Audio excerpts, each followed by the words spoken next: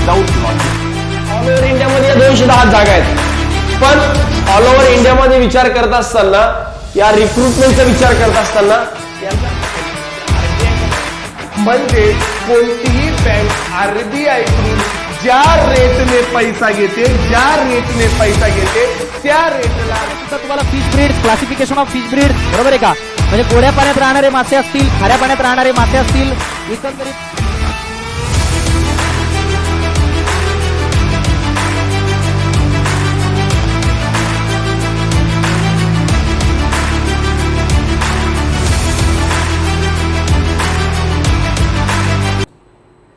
Hello everyone, चलो most awaited advertisement, जी ऍडव्हर्टिजमेंटची तुम्ही मागच्या काही दिवसांपासून चर्चा करत होतात, त्याची आपण वाट बघत होतो असं म्हणता येणार नाही, कारण की आपल्याला माहिती होतं की ऍडव्हर्टिजमेंट येणारच आहे आज न उद्या.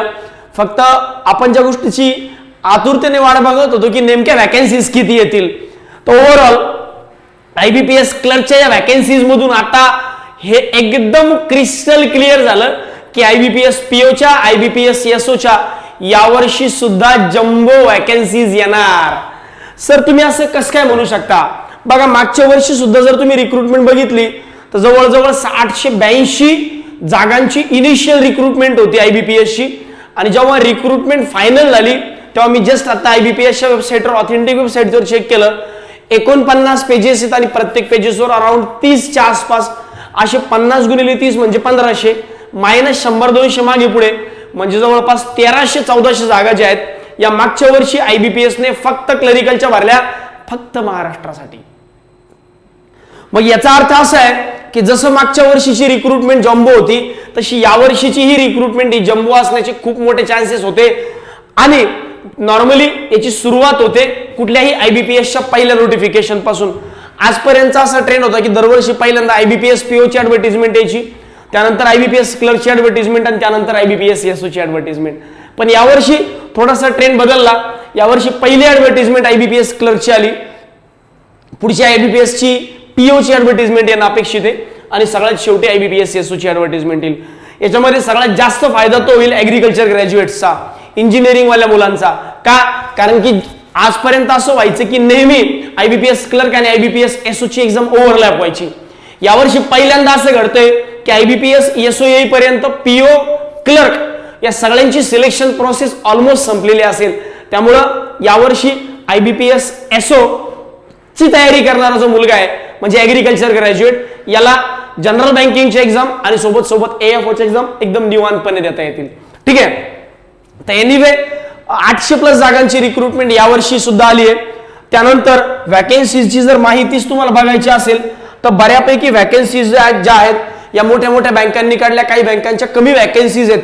पण सगळ्यात महत्वाची गोष्ट, बऱ्याच बँका अशा आहेत ज्यांच्या 11 पैकी, बघा बँक ऑफ बडोदा सगळ्यात मोठी बँक, बँक ऑफ महाराष्ट्र बऱ्यापैकी मोठी बँक जिच्या महाराष्ट्रात मोठ्या वॅकन्सीज असतात, इंडियन बँक आणि इंडियन ओव्हरसीज बँक, या 4 बँका म्हणतात की आमच्या बँकांच्या वॅकन्सीज अजून नॉट रिपोर्टेड आहेत. म्हणजे यांच्या वॅकन्सीज अजून वाढू शकतात, ज्यामुळे ही ऍडव्हर्टिजमेंट आज दिसत असताना 800ची दिसली तर ती पुढे 1000, 1200, 1500 झाली तर त्यात नवल वाटू नये. हे बघा 775 जागा या आहेत आणि या जवळपास 100, म्हणजे अराउंड 875 म्हणजे 900च्या आसपास आहे. मी फक्त आजच्या डेटला तुम्हाला असं म्हणतोय की फक्त जनरल EWS, बाकी जनरल कॅटेगरी असेल, EWS असेल, OBC असेल, SC ST असेल, यांच्याच वॅकन्सीज 750, बाकी पुढच्या गोष्टी ज्या आहेत त्या वेगळ्या आहेत.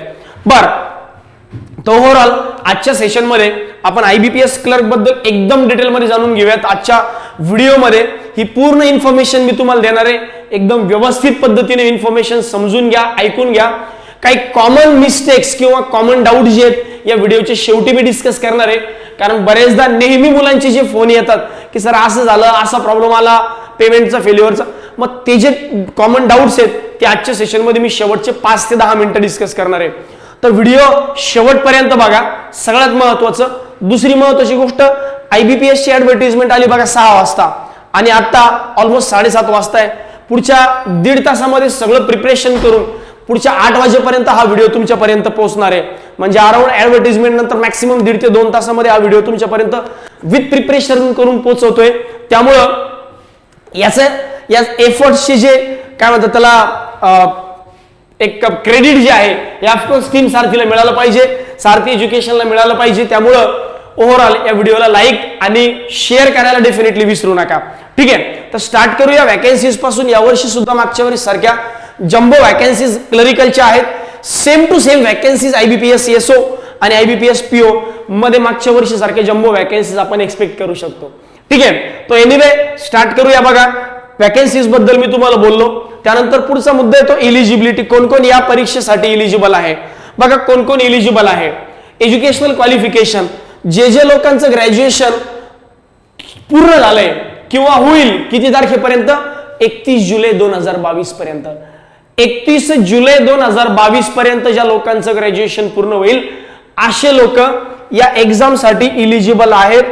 एनी ग्रॅज्युएट, तुमचा निकाल फक्त 21 जुलै 2022च्या अगोदर लागलेला असावा किंवा त्या डेट पर्यंत लागलेला असावा. म्हणजे लास्ट डेट ऑफ ऍप्लिकेशन पर्यंत जर तुमचा निकाल लागलेला असेल तर तुम्ही इलिजिबल आहात. सर, मी यावर्षी फायनल इयरला आहे, नॉट एलिजिबल. मी यावर्षी एक्झाम दिली पण आमचा निकाल ऑगस्ट मध्ये लागणं अपेक्षित आहे, नॉट एलिजिबल. मी एक्झाम दिली आहे, निकाल लागलाय पण माझ्या हातात अजून सर्टिफिकेट नाही आहे, इलिजिबल. येस, तुम्ही फॉर्म भरू शकता. जरी तुमच्या हातात कुठलंही सर्टिफिकेट नाहीये पण तुम्हाला रिझल्ट माहिती आहे, रिझल्टची डेट 21 जुलैच्या अगोदरची आहे आणि कन्फर्म तुमच्या तुमचं जे डिग्री सर्टिफिकेट आहे किंवा तुमचं जे मार्कशीट आहे याच्यावर ऑफकोर्स याच्या अगोदरचीच डेट येते. जर तुमचा निकाल 21 जुलै 10 जुलै लागला असेल 10 जुलैची डेट येईल. 21 जूनला लागला असेल 21 जूनची डेट येईल. भलेही सर्टिफिकेट तुमच्या हातात लेट पडू देत पण डेट तुमची त्याच वेळ दिवशी जास्त ज्या दिवशी निकाल जाहीर होतो. त्यामुळे टेन्शन घेण्यासारखी काहीच गोष्ट नाही. जे लोक 21 जुलै पर्यंत एज्युकेशनल क्वालिफिकेशन ज्यांचं क्लिअर होईल असे लोक एलिजिबल आहेत. बर, एज लिमिट, वयोमर्यादा, वयवर्ष 20 ते 28 वर्ष. 20 ते 28 म्हणजे मिनिमम एज जे आहे हे 20 असावं, मॅक्सिमम एज जे आहे हे 28 असावं. हे कोणासाठी? हे एज लिमिट आहे EWS आणि जनरल कॅटेगरीसाठी. EWS आणि जनरल कॅटेगरीसाठी. मग सर ओबीसी साठी किती असेल? ओबीसी साठी +3 म्हणजे 31 वर्ष आणि SC ST साठी किती असेल? +5 म्हणजे 33 वर्ष. या पद्धतीने ते एजची जी लिमिट आहे ही जनरल कॅटेगरीसाठी 28 आहे. मॅक्सिमम अप टू 28 इयर्स तुम्ही अप्लाय करू शकता. आणि हे तुमचं एज जे आहे कोणत्या डेटला काउंट होईल? हे तुमचं डेटला काउंट होईल 1 जुलै 2022च्या डेटला, म्हणजे उद्यापर्यंतच्या. उद्यापर्यंत तुमचं एज 28च्या आत असावं. ठीक आहे, त्यानंतर SC ST साठी +5 वर्षांची एक्झम्पशन आहे. ओबीसी साठी +3 इयर्स एक्झम्पशन आहे. या प्रोसेसची जी सिलेक्शन प्रोसेसची जी फीज आहे ती फीज आहे बघा, जनरल आणि EWS कॅटेगरीला, ओबीसी कॅटेगरीला 850 रुपये आणि SC ST साठी ही जी फीज आहे ही 175 रुपये. तर ओव्हरऑल ही फीज जी आहे ही पूर्ण सिलेक्शन प्रोसेसची आहे. मग पूर्ण सिलेक्शन प्रोसेस नेमकी कशी असेल त्याबद्दल बोलूया. बघा, तुमची जी सिलेक्शन प्रोसेस आहे ती या पद्धतीने असेल. तुमचं फायनल सिलेक्शन कशावर डिपेंड असेल? सगळ्यात पहिल्यांदा तुम्हाला प्री एक्झाम द्यावी लागेल 100 मार्कांची. ही प्री एक्झाम संपली की मग तुमची मेन्स एक्झाम असेल 200 मार्कांची. ही प्री एक्झाम संपल्यानंतर मेन्स एक्झाम असेल 200 मार्कांची. आता हे जे 100 मार्क आहेत किंवा ही प्री एक्झाम जी आहे ही क्वालिफाईंग आहे, क्वालिफाईंग इन नेचर आहे. म्हणजे काय? म्हणजे तुम्ही प्री मधून मेन्सला गेलात, ती प्रीचा स्कोर कुठेही तुमचा कन्सिडर नाही होणार. तुमचं फायनल सिलेक्शन आउट ऑफ 200 असेल. फॉर एक्झाम्पल मागच्या वर्षी जवळपास 38-39चा कट ऑफ होता, 38.83चा. म्हणजे अराउंड जो कट ऑफ तुमचा आहे हा 200 पैकी लागतो. 38 200 पैकी नाही, त्याला 100 मध्ये कन्वर्ट केलं जातं. 100 पैकी 38 तर 200 पैकी जवळपास 76-77 मार्क जर तुम्हाला असतील तर तुमच्या नावापुढे कुठल्या ना कुठल्या बँकेचं नाव लागणार. ठीक आहे, म्हणजे तुम्ही ऑफकोर्स क्लरिकल म्हणून सिलेक्शन तुमचं व्हायलाच पाहिजे. तर ओव्हरऑल ही जी रिक्रुटमेंट आहे या रिक्रुटमेंटची सिलेक्शन प्रोसेस, प्री एक्झाम द्या, क्वालिफाय करा, मेन्सला एलिजिबल व्हा, मेन्स एक्झाम द्या, फायनल सिलेक्शन. फक्त एक डॉक्युमेंट व्हेरिफिकेशन ही एक चिल्लर प्रोसेस असते जी नॉर्मली असं कोणी होत नाही की डॉक्युमेंट व्हेरिफिकेशन मध्ये कोणी रिजेक्ट झालं. आणि काय असतं डॉक्युमेंट व्हेरिफिकेशन कुठे होतं बघा? डायरेक्ट बँकेत होतं. म्हणजे फॉर एक्झाम्पल तुम्ही मेन्समध्ये क्वालिफाय झालात, मेन्समध्ये क्वालिफाय झाला, 1 एप्रिलला तुमचा निकाल आला, 1 एप्रिलला तुम्हाला कळलं अरे मला बँक ऑफ बडोदा भेटली. मग बँक ऑफ बडोदा तुम्हाला काय करेल? इंडिव्हिज्युअल मेल करेल की बाबा आमच्या बँकेत तुमचं सिलेक्शन झालंय, तुम्ही या. मग जेव्हा तुम्ही जाणार तेव्हा तिथं तुमचं डॉक्युमेंट व्हेरिफिकेशन होईल. मग डॉक्युमेंट व्हेरिफिकेशन बँक ऑफ बडोदाकडे होईल, IBPS कडे नाही.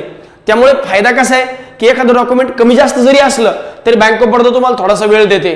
पण डॉक्युमेंट असावं, त्याची झेरॉक्स किंवा त्याची ओरिजिनल ID प्रूफ जे पण असेल ते तयार करण्याची तुमची ॲबिलिटी असावी. म्हणजे लाईक जर तुमचं सेंट्रल ओबीसी सर्टिफिकेट आहे तुमच्याकडे पण घरी विसरले, तुम्हाला वेळ देईल, तर या पद्धतीचे काही छोटे मोठे मायनर इश्यू असतील तर डॉक्युमेंट व्हेरिफिकेशनचे क्लिअर होऊन जातात. म्हणून मी म्हणलं की डीव्ही मधून कुणीही रिजेक्ट होत नाही जर तुमचं सगळं काही ओके करेक्ट असेल तर. बर, तो ओव्हरऑल प्री एक्झाम द्यायची, मेन्स एक्झाम द्यायची, डॉक्युमेंट व्हेरिफिकेशन या पद्धतीची तुमची सिलेक्शन प्रोसेस असणार आहे. आता बघूया प्री एक्झामचा पेपर पॅटर्न कसा असतो. नॉर्मली यांची जी प्री एक्झाम असते यांचा पेपर पॅटर्न कसा असतो बघा. प्री एक्झामचा 3 सब्जेक्ट तुम्हाला विचारले जातात, क्वांट रिझनिंग आणि इंग्लिश. क्वांट रिझनिंग आणि इंग्लिश हे 3 विषय जे आहेत हे प्री एक्झाम मध्ये विचारले जातात. क्वांटचे 35 क्वेश्चन 35 मार्क, रिझनिंगचे 35 क्वेश्चन 35 मार्क आणि इंग्लिशचे 30 क्वेश्चन 30 मार्क. अशी ओव्हरऑल 100 प्रश्न असतात, 100 क्वेश्चन्स फॉर 100 मार्क्स. आणि हे जे 100 मार्क्स आहेत याच्यापैकी तुमचं सिलेक्शन होतं मेन्स साठी. बर, आता इथं इंडिव्हिज्युअल टाइम सुद्धा दिलेला आहे. इंडिव्हिज्युअल टाइम कसा आहे, क्वांटला 20 मिनिटं, रिझनिंगला 20 मिनिटं, इंग्लिशला 20 मिनिटं असं इंडिव्हिज्युअल टाइम सुद्धा दिलेला आहे. तर हा जो आहे हा तुमचा प्रीचा एक्झाम पॅटर्न एकदम डिटेलमध्ये. 3 विषय क्वांट, रिझनिंग आणि इंग्लिश. 3 विषय क्वांट, रिझनिंग आणि इंग्लिश. आणि 3 विषय क्वांटला 35 क्वेश्चन 35 मार्क, रिझनिंगला 35 क्वेश्चन 35 मार्क, इंग्लिशला 35 क्वेश्चन 35 मार्क आणि ईच सब्जेक्ट 30 क्वेश्चन 30 मार्क. आणि ईच सब्जेक्ट जो आहे हा 20-20 मिनिटांचा सेक्शनल टाइम तुम्हाला अलॉट केलेला असतो. सर याला सेक्शनल कट ऑफ असतो का? येस, याला सेक्शनल कट ऑफ असतो. बर, याला सेक्शनल कट ऑफ असतो. हो, म्हणजे क्वांटमध्ये काही पर्टिक्युलर मार्क घ्यावे लागतात का? हो, सेक्शनल कट ऑफ असतो. सेक्शनल कट ऑफ येस असतो. त्यानंतर याला निगेटिव्ह मार्किंग असते का? बघा, याला निगेटिव्ह मार्किंग असते का? येस, निगेटिव्ह मार्किंग पण असते. किती असते? 1/4. म्हणजे 4 प्रश्न जर तुमचे चुकले तर 1 मार्क कमी होणार. तर निगेटिव्ह मार्किंग पण असते आणि सेक्शनल कट ऑफ पण असतो. हा झाला प्रीचा पॅटर्न. सर मागच्या वर्षी प्रीचा कट ऑफ काय होता? सांगतो रुको जरा सबर करो. ठीक आहे, पुढे बघा.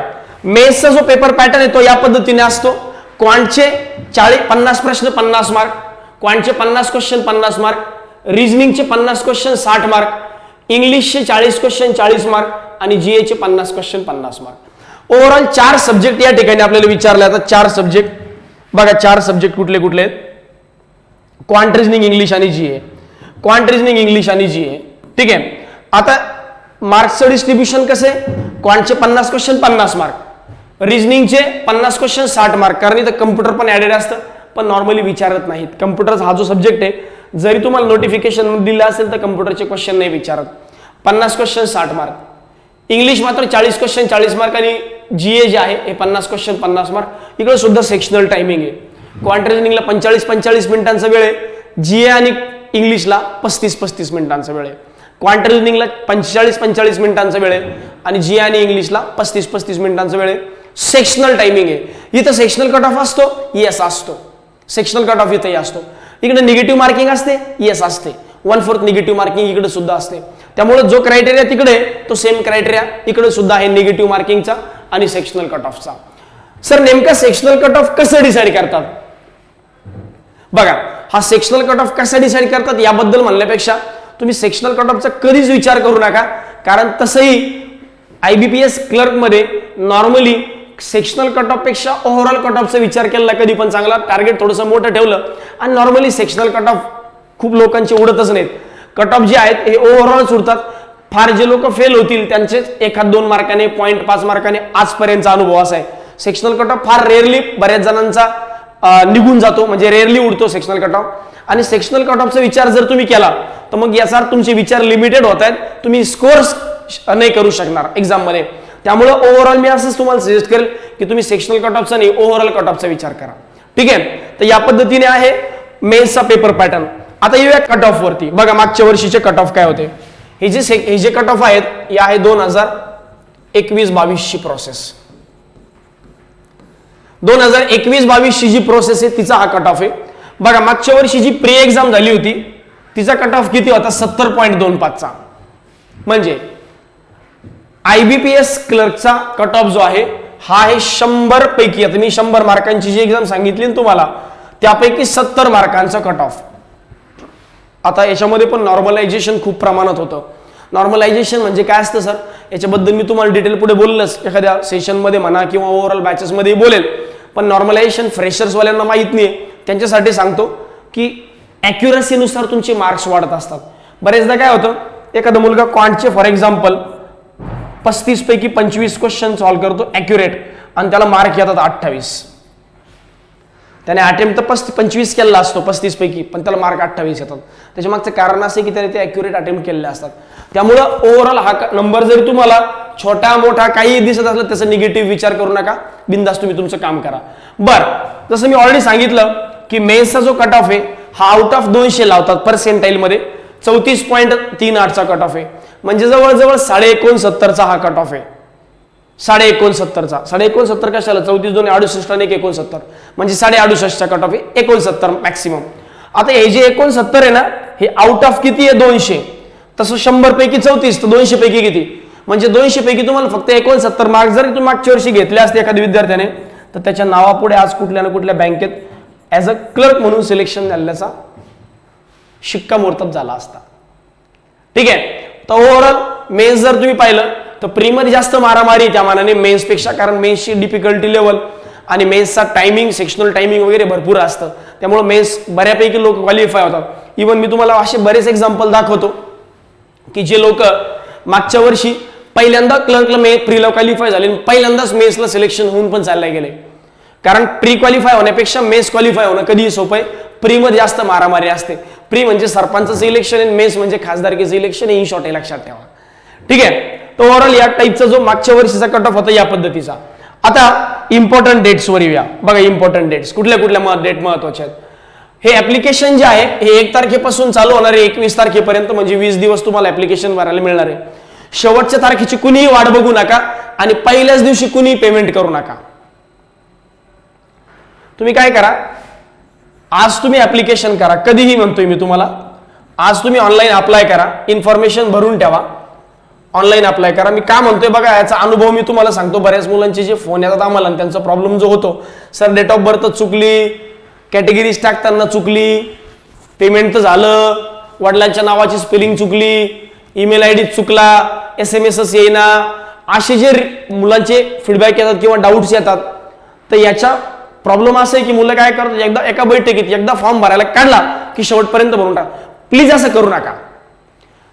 मोबाईलवर फॉर्म भरणं अवॉइड करा. मोबाईलवर फॉर्म भरूच नका. त्यानंतर आज जर तुम्ही फॉर्म भरताय, आज जर तुम्ही ऑनलाईन अप्लाय करताय, तर पेमेंट मुद्दामून उद्या करा. आज फॉर्म भरायचं आणि पेमेंट उद्या करायचं.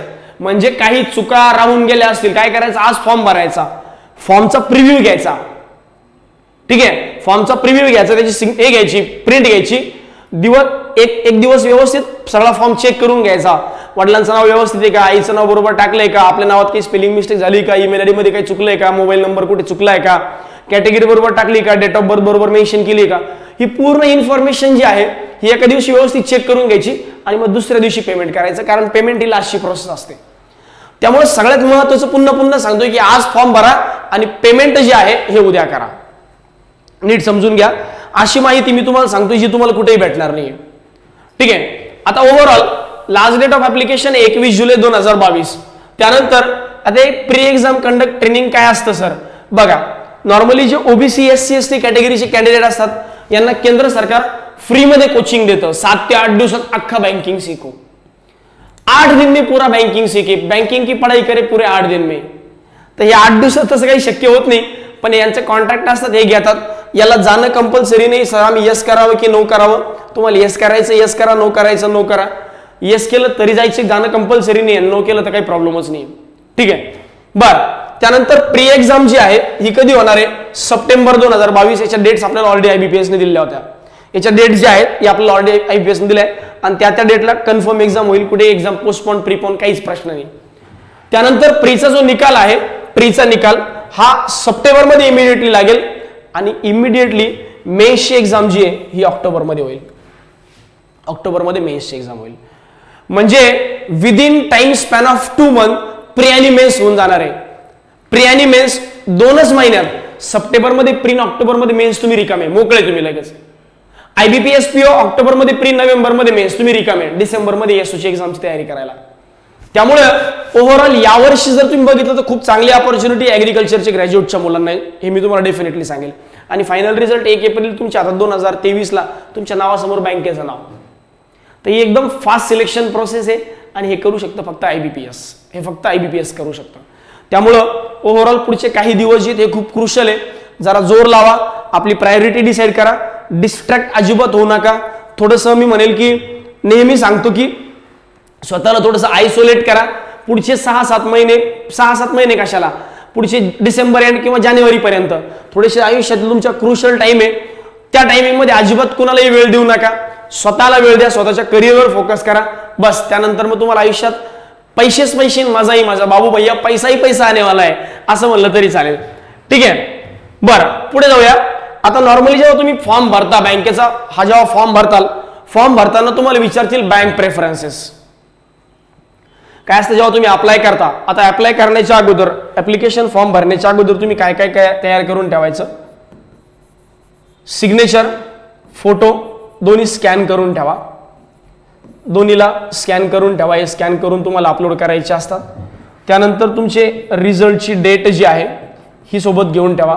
त्यानंतर तुमचे मार्क्स जे आहेत, पर्सेंटेज मार्क्स इन नंबर्स किंवा इन फिगर्स, इन नंबर्स सोबत अँड पर्सेंटेज कॅल्क्युलेट करून घ्या तसं ते.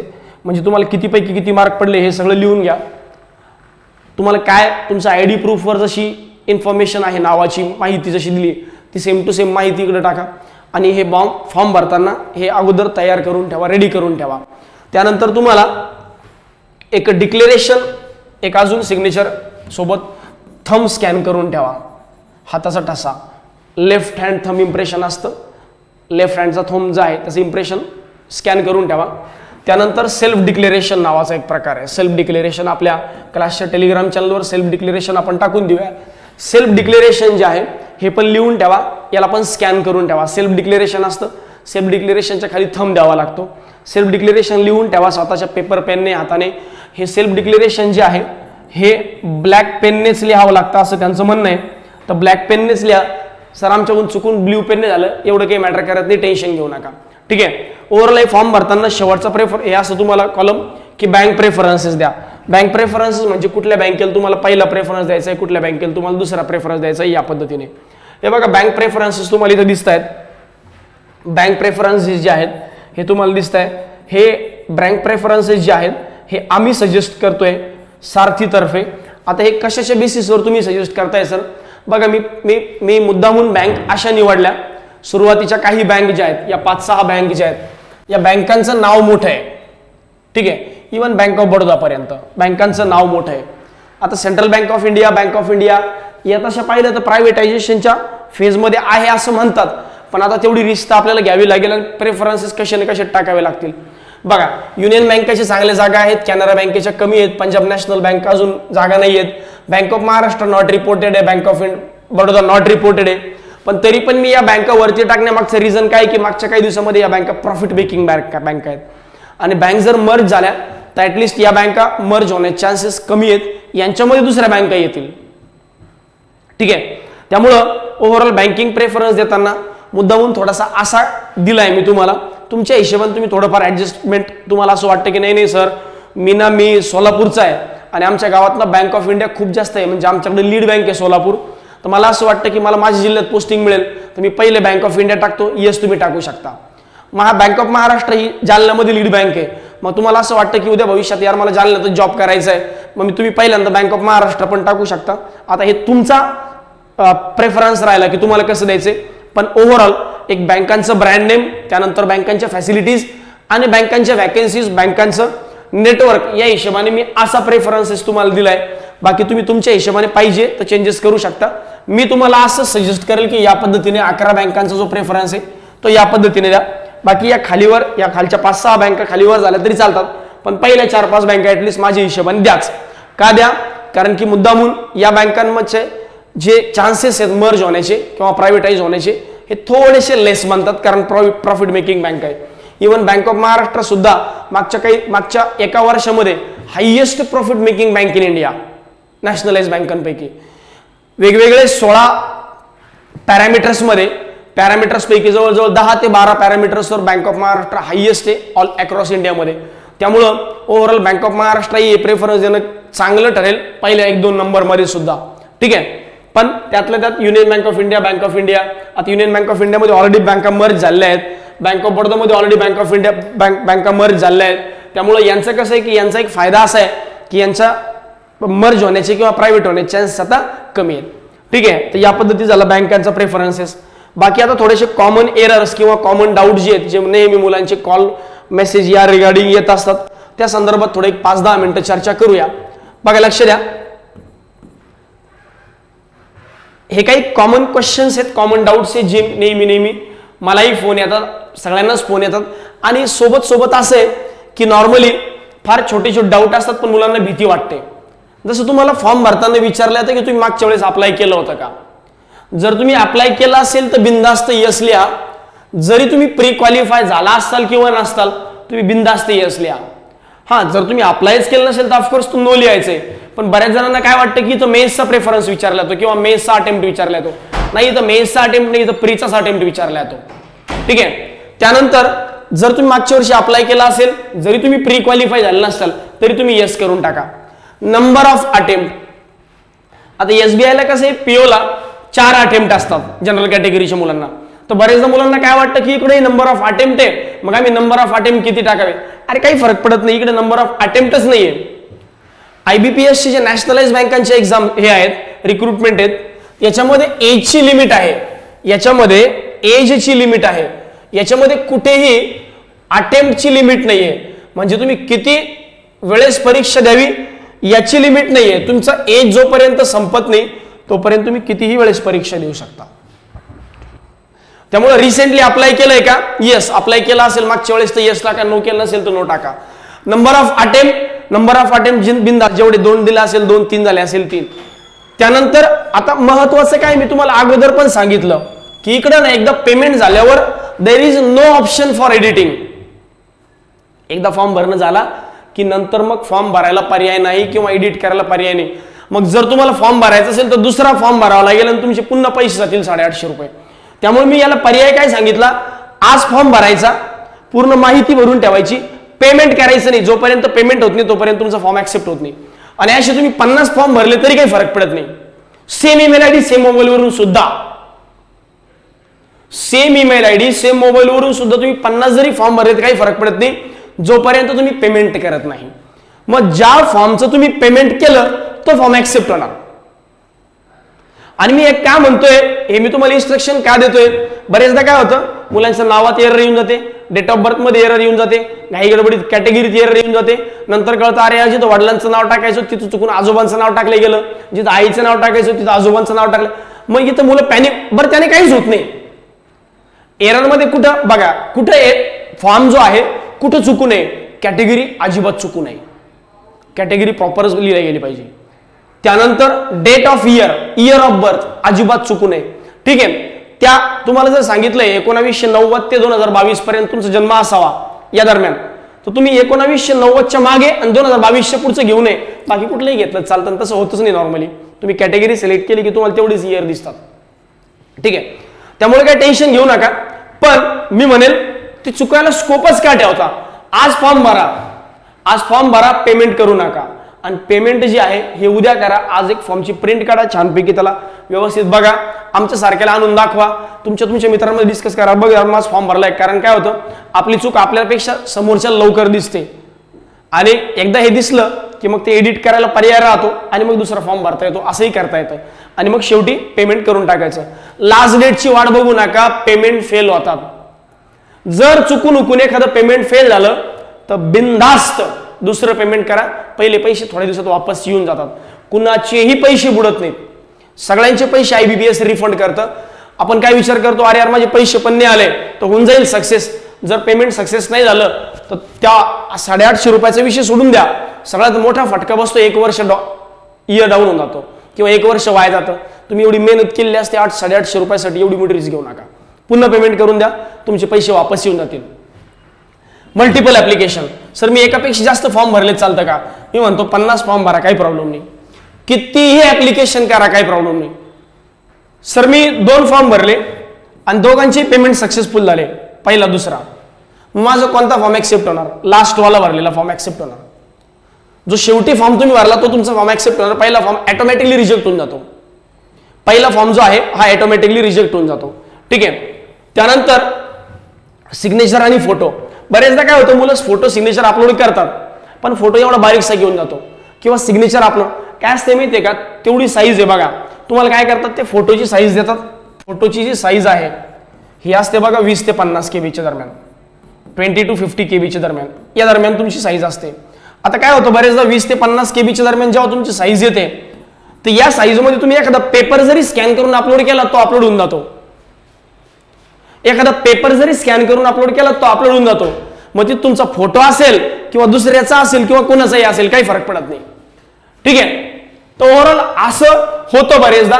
त्यामुळे फोटो आणि साईन अपलोड केल्यानंतर फॉर्मचा प्रिव्ह्यू बघा पूर्ण व्यवस्थित आणि मगच फोटो साईन अपलोड करा आणि मगच पुढे प्रोसीड करा.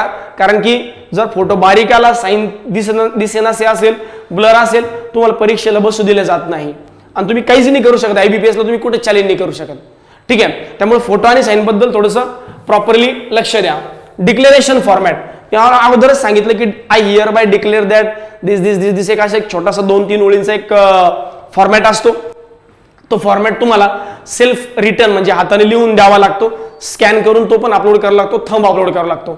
एखाद्याला लेफ्ट थंब नसेल तो राईट हँड थंब पण देऊ शकतो.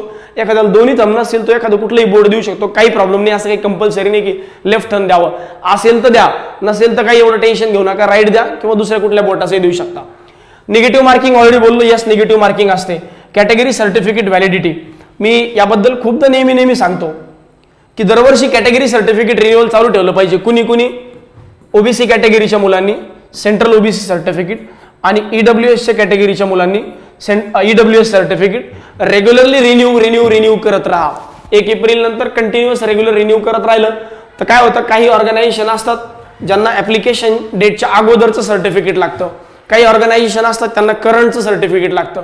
त्यामुळे इयर ऑन इयर बेसिसवर ही रिन्युअलची प्रोसेस चालूच ठेवा. यात तुमचं काय होणार, थोडे पैसे जातील, बाकी काही होत नाही.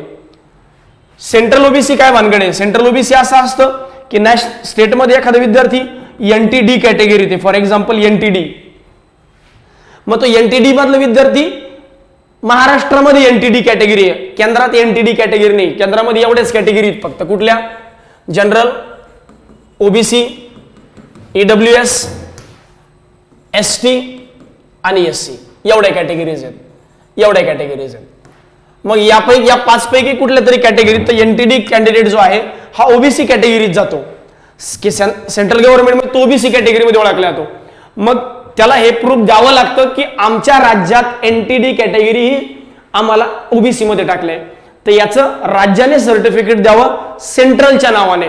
त्याला वरती लिहिलं असतं सेंट्रल ओबीसी. आता याच्या सोबत एक नॉन क्रिमिलियर पण असतं, पण नॉन क्रिमिलियरची तुम्हाला गरज नाही. हे तुमचं सेंट्रल ओबीसी सर्टिफिकेट आहे, लिहिलं असतं COBC, इथं लिहिलं असतं गव्हर्नमेंट ऑफ इंडिया. याच्यावरून ओळखले जातं हे सेंट्रल ओबीसी सर्टिफिकेट आहे.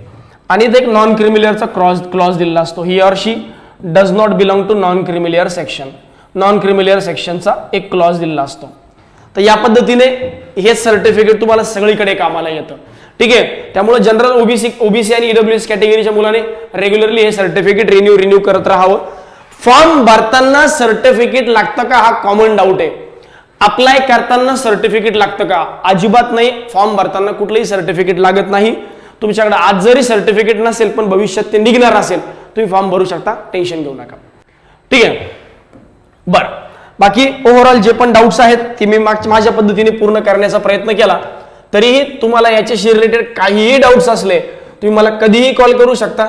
जरी माझ्याकडनं कॉल रिसिव्ह झाला नाही, अशा सेशनमध्ये एखाद्या वेळेस असेल, रेग्युलर लेक्चरमध्ये असेल, रेग्युलर कॉल रिसिव्ह झाला नाही तर एंड ऑफ द डे मी प्रत्येकाला कॉल बॅक करतो म्हणजे त्या दिवशी संध्याकाळपर्यंत. जर तुम्हाला असं वाटतंय मला इमिडिएटली इन्स्टंट गरज आहे, अर्जंट आहे काही, मला व्हॉट्सअप टाकून देत चला, मी व्हॉट्सअपला इमिडिएटली रिप्लाय करतो. ठीक आहे. बाकी जे मुलं IBPS क्लर्कचा फॉर्म भरतायत किंवा भविष्यात त्यांना बँकिंगच्या परीक्षा द्यायच्या आहेत अशा लोकांसाठी एक स्पेशल बॅच जी आहे ही 30 जून पासून चालू झाली आहे. या बॅचला पुढच्या 3-4 दिवसात जरी तुम्ही आलात तरी चालेल, कारण पुढचे 3 ते 4 दिवस यासाठी डेमो लेक्चर्स आहेत. तर या डेमो लेक्चरच्या दरम्यान तुम्ही 4-5 तारखेपर्यंत जरी या बॅचला जॉईन केलं तरी चालेल, काही प्रॉब्लेम नाही. आणि त्यानंतरही लवकरच पुढची नवीन बॅच चालू होणार आहे एक 10 ते 15 जुलैमध्ये. यानंतर एक 10 ते 15 जुलैच्या दरम्यान पुन्हा एक नवीन बॅच चालू होणार आहे. या बॅचलाही तुम्ही येऊ शकता. ही बॅच जी आहे ही फक्त ऑफलाईन आहे. येणारी नवीन बॅच ही ऑनलाईन आणि ऑफलाईन दोन्ही मोडमध्ये असेल. टीम सारथी महाराष्ट्रामध्ये अशी एकमेव टीम आहे जिथं पूर्ण विषय शिकवले जातात. प्रत्येक फॅकल्टीने स्वतःला सिद्ध केलंय. वेगवेगळ्या बँकेमध्ये सिलेक्शन झालंय. स्वतःचे बुक्स आपले आहेत. या सगळ्या गोष्टी ज्या आहेत या फक्त टीम सारथीकडे. त्यामुळे डेफिनेटली बँकिंगच्या प्रिपरेशनमध्ये पूर्ण विश्वासाने तुम्ही सारथीवर विश्वास ठेवू शकता. 30 जूनच्या बॅचला तुम्हाला शक्य असेल तर जॉईन करा. अदरवाईज तुम्ही पुढच्या बॅचलाही येऊ शकता. ठीक आहे. बाकी रिलेटेड क्लास बद्दल तुम्हाला काही डाऊट्स असतील, क्लास रिलेटेड तुम्हाला काही डाऊट्स असतील तर हे नंबर क्लासचा आहे 8694947070. या नंबरला तुम्ही कॉल करू शकता. सारथी एज्युकेशनचं टेलिग्राम चॅनल आहे, ते टेलिग्राम चॅनल सुद्धा जॉईन करून ठेवा.